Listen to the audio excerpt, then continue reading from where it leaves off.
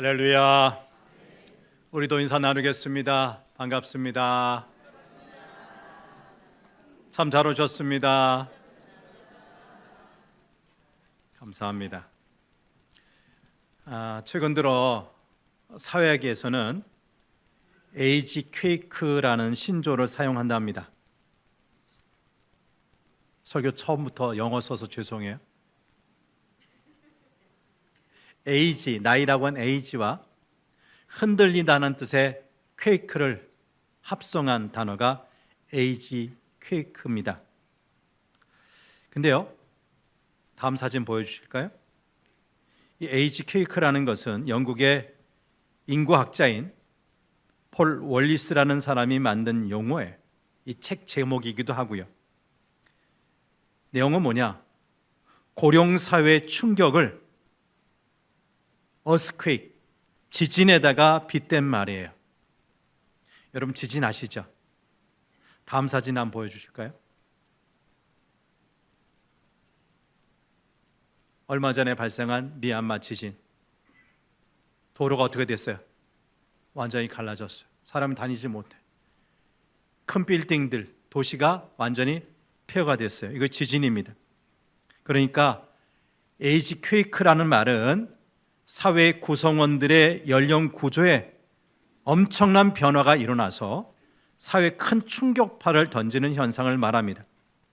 특히 인구의 고령화에 따른 사회 경제적인 충격을 한마디로 표현하기 위해서 생겨난 말이 에이지 퀘이크예요.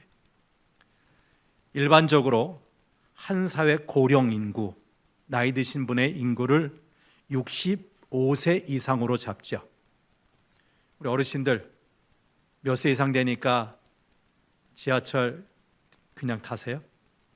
만 65세. 65세 이상을 고령 인구로 잡는 거예요. 전체 인구 가운데 이 65세 이상 되신 고령의 인구가 7%가 넘으면 늙어가고 있는 사회라는 뜻에서 고령화 사회라고 하고요. 고령 인구의 비율이 14%가 넘으면 고령화된 늙은 사회라는 뜻에서 고령 사회라고 하고요. 고령 인구가 이제는 20%가 넘으면 이미 매우 늙은 사회라는 뜻에서 초고령 사회라고 합니다. 우리나라 어디까지 온 것 같아요? 예. 작년 24년 말로 해서 초고령 사회에 진입했어요. 이거 아직 아닙니다. 고령화가 문제가 되는 것은 한마디로 말해서 돈을 벌 사람의 비율은 줄어들고 일할 수 없어서 부양을 받아야 할 나이 드신 분, 고령 인구의 비율은 급격하게 늘어난다는 점이에요. 평균 수명은 늘어나면서 의료비 그리고 복지비, 사회적인 그런 비용들이 급증하는데 일할 사람은 줄어들어서 그 비용을 충당하기가 힘들어진다는 것이죠. 그래서 이 고령화는 사회 경제적으로 큰 충격을 준다는 겁니다. 그래서 오죽하면 에이지 퀘이크라는 말까지 생겼겠어요. 그런데 문제는 우리나라에서 이 고령화가 진행되는 속도예요. 이제 다음 사진 보여주세요. 우리나라 고령 인구가 지난 2000년 7%에서 2017년 14%까지 가는데 17년밖에 안 걸렸어요. 그래서 지난 2017년에 고령사회로, 지난 2024년 말에는 초고령사회로 진입했습니다. 선진국의 대표인 프랑스가 114년, 미국이 69년, 심지어 고령화의 속도가 빠르다고 했던 일본이 24년 걸린 것, 우리나라는 17년 만에 이루었어요. 그러니까 우리나라 신기록 참 많아요. 이게 좋은 뜻에서 신기록인지 모르는데 대단합니다. 세계에서 그 유래를 찾아보기 힘들 정도로 고령화가 빠르게 진행되고 있다는 겁니다. 근데 사회 고령화가 너무 급격하게 진행되기 때문에 제대로 준비할 수 있는 시간적 여유가 없다는 데 문제의 심각성이 있어요. 그러니까 우리나라의 이 에이지 퀘이크는 그 어느 나라가 경험해보지 못했을 정도로 아주 강하게 밀려오고 있다는 겁니다. 그래서 지금 노인이 되신 분들은 사회가 제대로 대비하지 못한 상황 속에서 엄청난 파괴력으로 다가오는 이 에이즈 퀘이크를 맞아야 합니다. 정말 이런 식의 노령인구, 노인이 되었다는 것 자체가 지금의 노인들, 그리고 바로 이어서 노인이 되실 분들에게는 정말 큰 시련이 아닐 수가 없습니다. 근데 더 안타까운 것은 사회가 이런 에이즈 퀘이크의 충격을 흡수하지 못하는 가운데 그나마 그 충격을 흡수해야 할 우리 가정마저 흔들리고 있다는 것이에요. 어느 나이 지긋한 어르신이 어느 고등학생에게 물었답니다. 학생, 삼강오륜이 무엇인지 알아? 삼강오륜이 무엇인지 물었어요. 그랬더니 이 학생이 대답합니다. 삼강은 한강, 낙동강, 금강이고요. 오륜은 올림픽의 오륜이 상징하는 5개 대륙이라고 대답했답니다.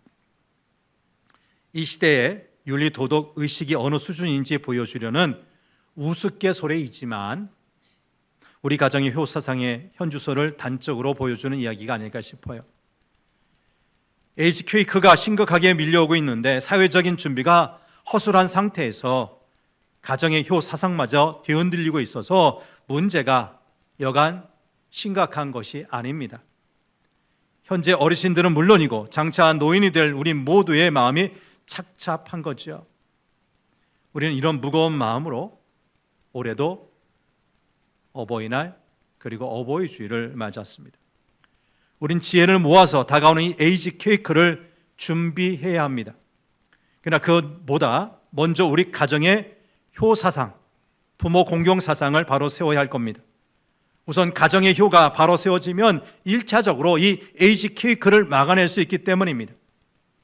우리 그리스도인들이 가정의 효를 바로 세우는 데 앞장서야 합니다. 그래서 이 사회를 바로 이끌어 가야 할 것입니다. 여러분, 청개구리 이야기 아시죠? 사진 보여주세요. 청개구리의 특징이 뭐예요?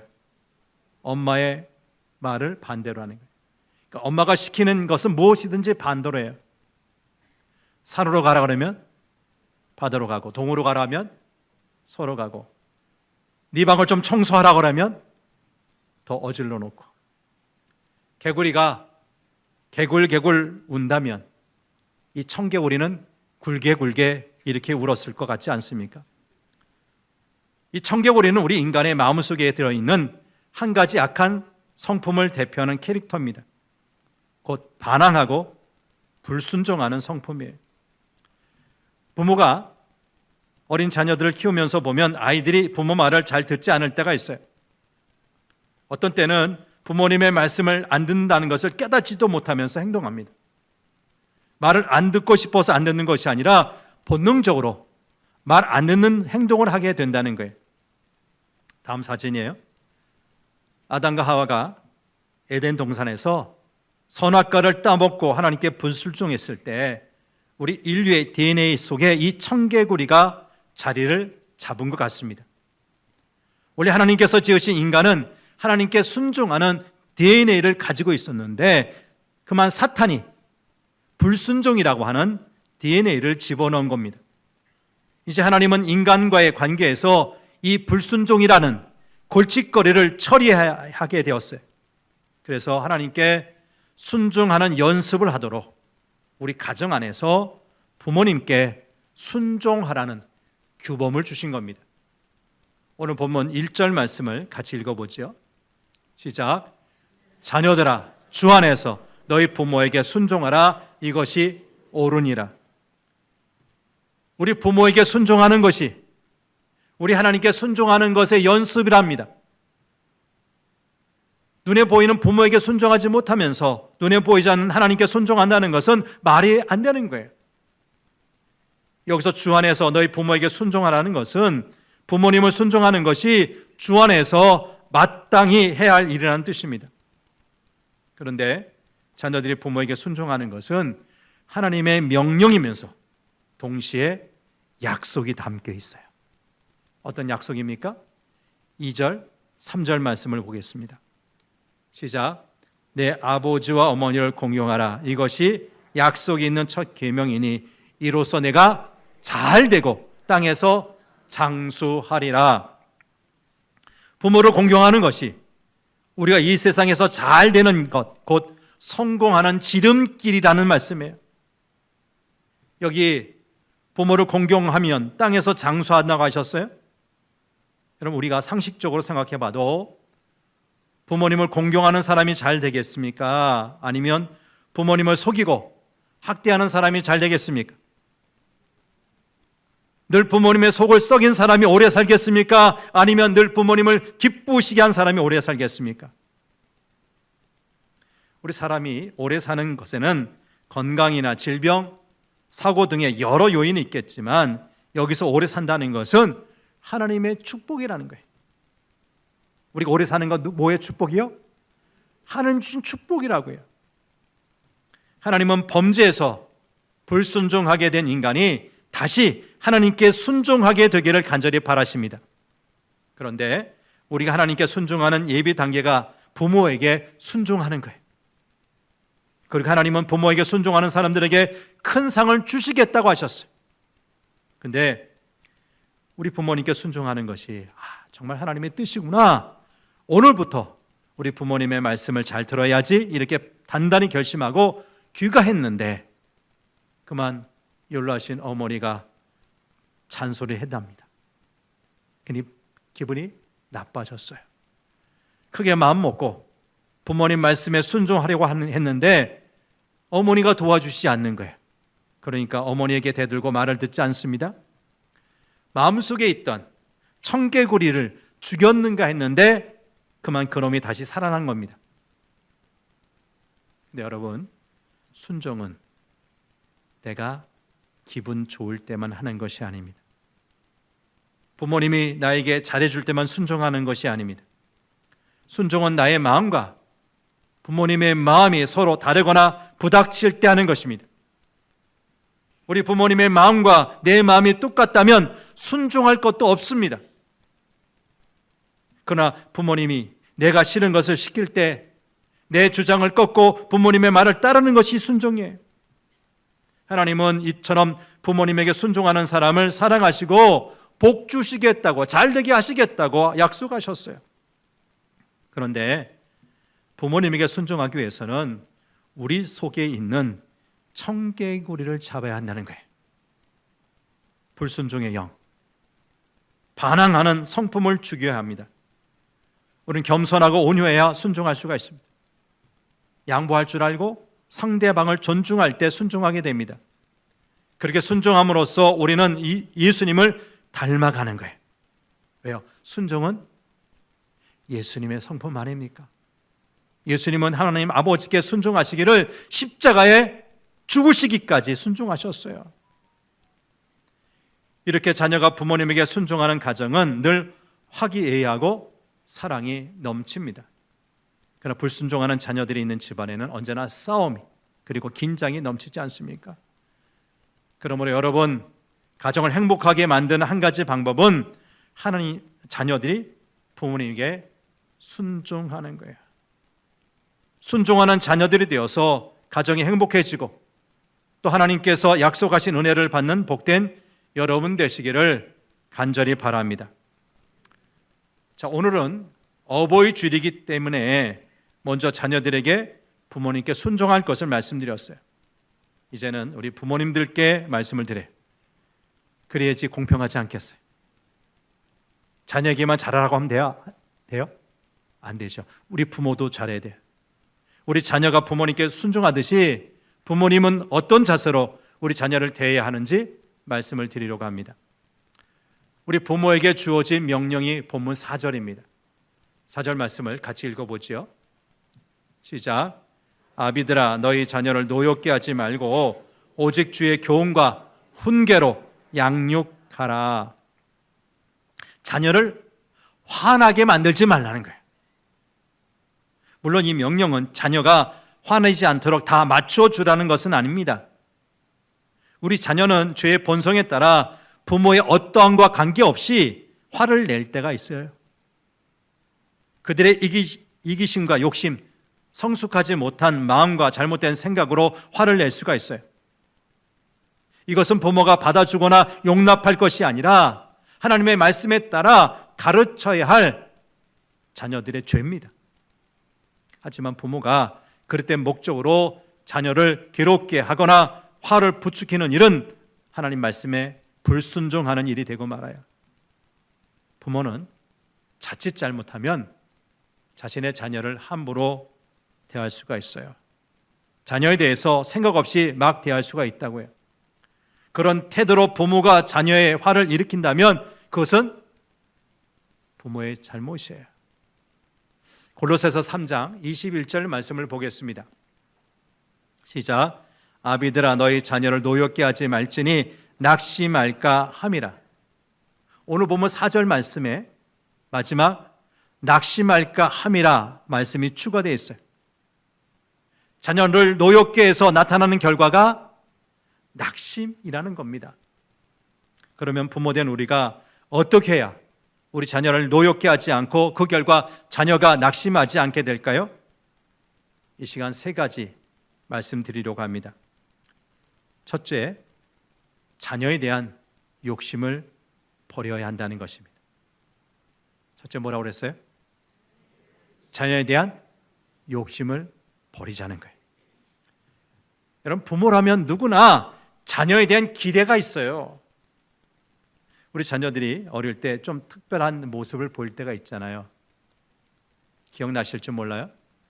누구보다 먼저 말을 빨리 배우거나 기역, 니은, 디귿, 리을, 한글을 빨리 떼거나 더하기 빼기 잘하거나 아니면 영어 알파벳 아니면 뭐 영어 단어 몇 단어 술술 알아맞히거나 그럴 때 있잖아요. 좀 끄떡끄떡 해보시죠. 그럴 때 여러분 어떻게 느끼셨어요? 야, 그렇죠. 영재? 천재?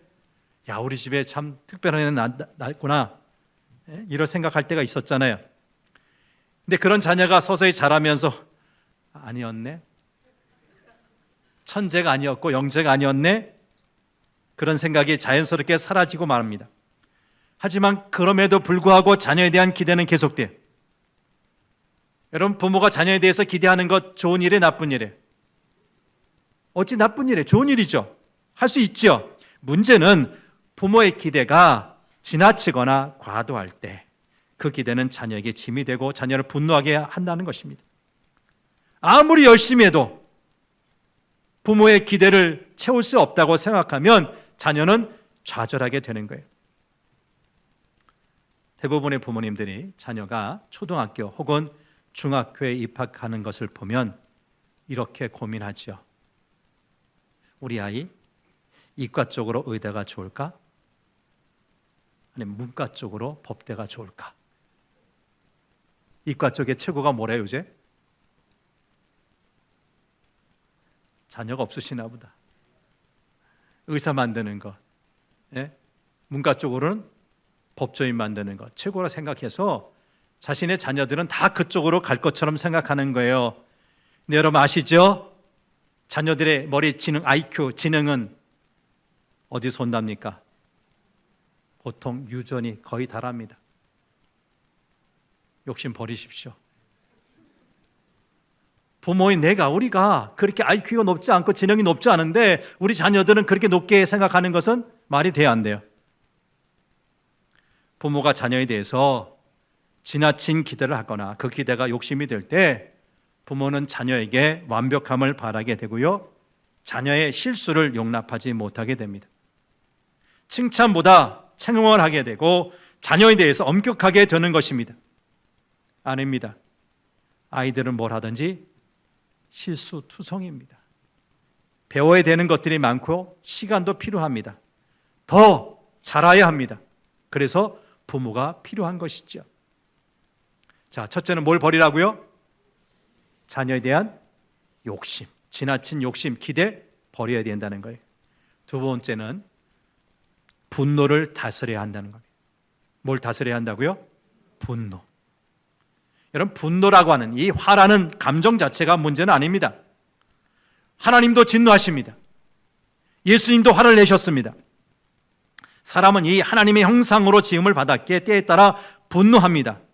하지만 분노에 대해서 중요한 것이 두 가지인데요. 첫째는 무엇 때문에 분노하느냐 하는 것이고요. 둘째는 어떻게 분노를 표현하느냐 하는 거예요. 우리 하나님은 죄에 대해서 분노하셨어요. 예수님은 예루살렘 성전이 강도의 소굴이 된 것을 보고 분노하셨어요. 하나님의 선하심과 그의 뜻이 무시되는 죄에 대해서 하나님은 분노하십니다. 그래서 우리도 죄에 대해서 분노할 수가 있어요. 이것은 아주 정당한 반응입니다. 하지만 우리는 다른 이유로 분노하지 않아요. 내가 원하는 대로 되지 않아서, 내 욕심을 이루지 못해서, 다시 말해 자녀가 내 뜻대로 따라주지 않아서 분노하지 않습니까? 나의 악한 본성, 교만한 본성 때문에 분노하는 거예요. 여러분, 이것은 잘못된 분노입니다.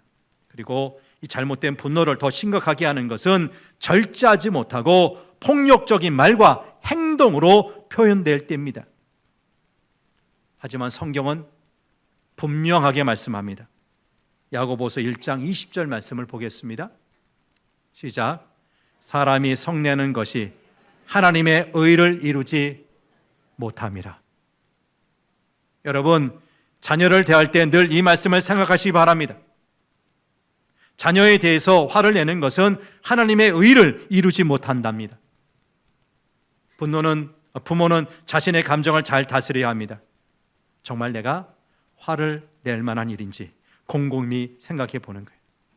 내가 원하는 대로 자녀가 하지 않았기에 화가 난 것은 아닌가? 나의 분노가 정당한지 하나님 보시기에 바른 것인지 생각해 보라는 거예요.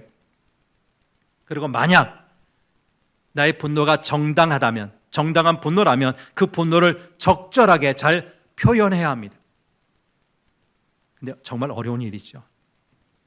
자녀 때문에 분노할 때가 너무나 많기 때문에 쉬지 않고 부모의 마음을 뒤집어 놓는 그 자녀에 대해서 적절하게 분노를 표현하는 것은 쉽지 않습니다. 그래서 부모인 우리는 하나님의 은혜를 구할 수밖에 없어요. 왜요? 우리 힘으로, 우리의 노력으로는 안 되기 때문에 하나님께 매달리는 것입니다. 그리고 다시 생각합니다. 화를 내는 것은 하나님의 의를 이룰 수 없다고요. 자녀에게 분노하는 것은 자녀를 노엽게 하는 일이고 자녀를 낙심하게 하는 일이 됩니다. 화내는 것으로는 자녀를 변화시킬 수 없다는 것입니다. 여러분, 우리 부모가 어린 자녀에게 원하는 것이 무엇이에요? 자녀를 바르게 양육하고 바른 방향으로 인도하려는 것이 아닙니까? 근데 부모가 그 일을 하면서 화를 낸다면 어떻게 돼요? 하나님의 의를 이루지 못합니다. 그러면 그것은 하나님이 기뻐하시는 일이 아니죠. 하나님이 기뻐하시는 일은 하나님이 기뻐하시는 방법으로 해야 합니다. 자녀의 잘못을 다루면서 부모가 화를 낸다면 아무리 의도가 좋고 바른 목적으로 한다 해도 잘못된 것입니다. 아무리 좋은 것을 가르친다 해도 화를 내면서 그 일을 한다면 소용이 없는 일을 하는 거예요. 자, 둘째, 우리 부모가 자녀에게 어떻게 해야 된다고요? 우리 분을 어떻게 해야 된다? 막 발산해야 된다고요? 잘 다스려야 된다는 말씀이에요. 셋째, 우리 자녀를 사랑하되 바르게 사랑해야 한다는 말씀이에요. 묻습니다. 여러분 자녀 사랑하시죠? 다 자녀들만 있나 봐요. 미워하십니까? 근데 대답을 안 하세요. 다시요. 여러분 자녀들 사랑하시죠? 진지하게 그렇게 대답하세요.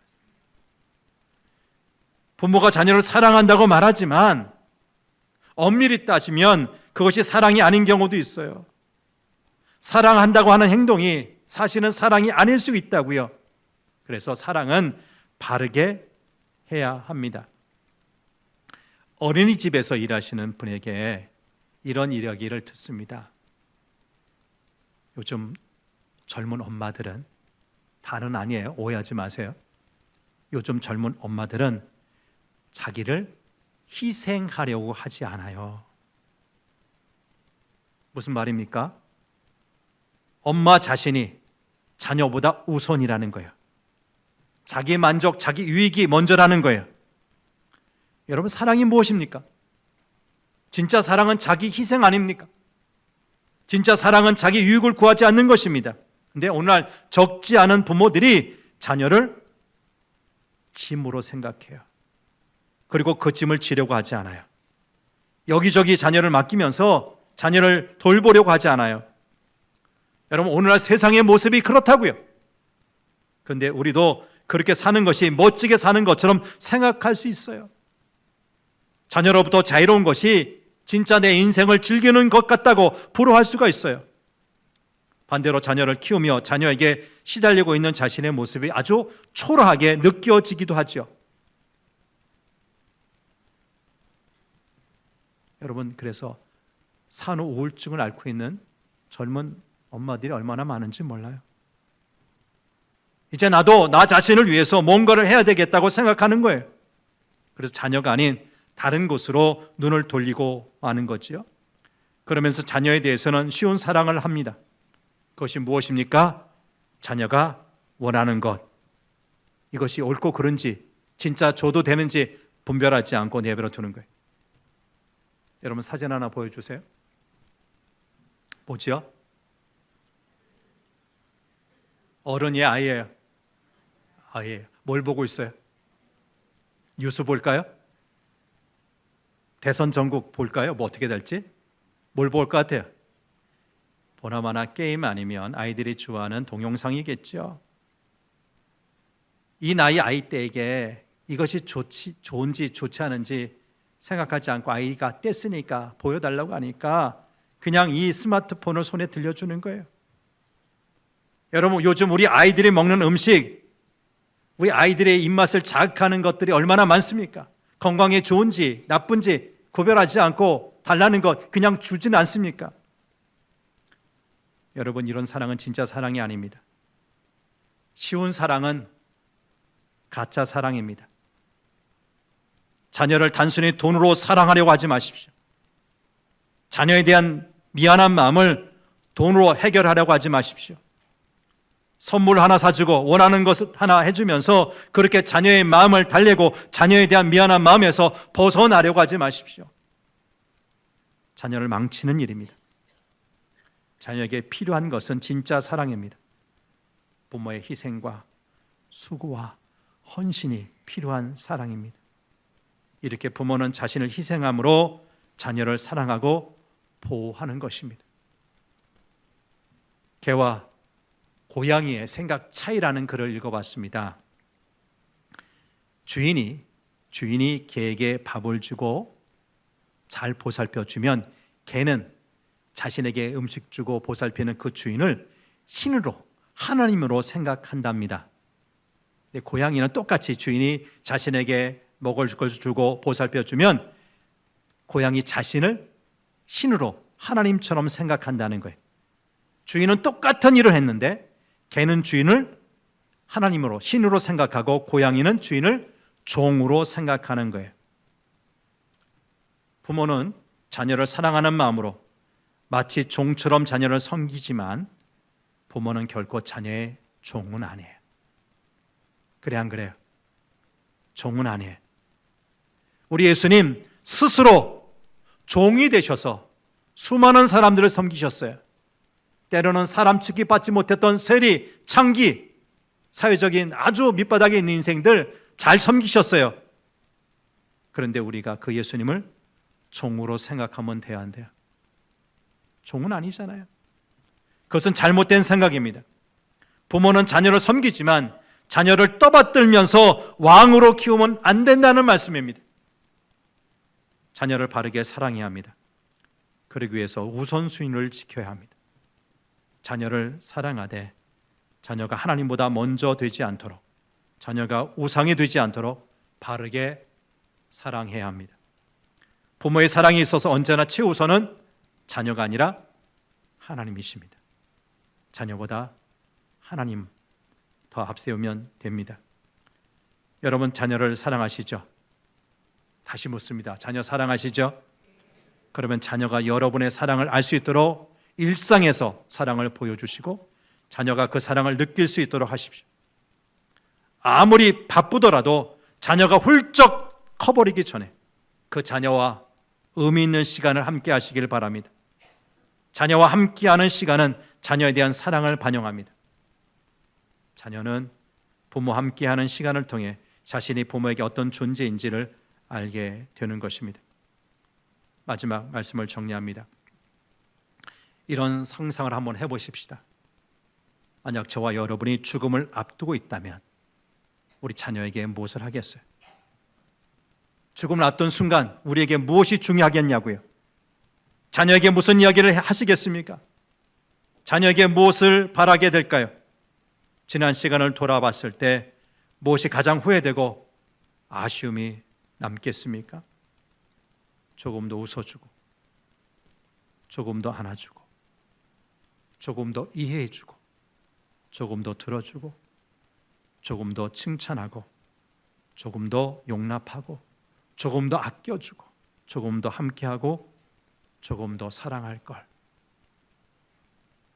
지금 이런 생각이 드신다면 지금 하십시오.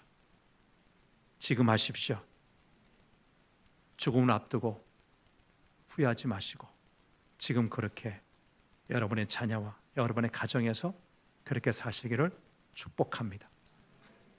하나님 아버지, 가정이 달이 되고 어버이 주를 맞이하여서 하나님께서 처음으로 세우신 가정이란 제도 안에 우리가 어떻게 에이지 케이크라고 하는 이 위기 상황 앞에 그래도 행복할 수 있을지, 어떻게 잘 살 수 있을지 말씀을 생각해 보았습니다. 자녀 입장에서는 우리 부모에게 순종하며 살게 하여 주옵소서. 사탄이 우리 마음속에 넣어준 그 불순종의 영을 순종으로 바꾸기 위해서, 하나님께 순종하기 위해서 먼저 연습해야 될 것, 우리 부모님께 순종하는 길입니다. 눈에 보이는 우리 부모에게 순종하지도 못하면서 눈에 보이지 않는 하나님을 섬기고 순종한다는 것은 어불성설이라는 것입니다.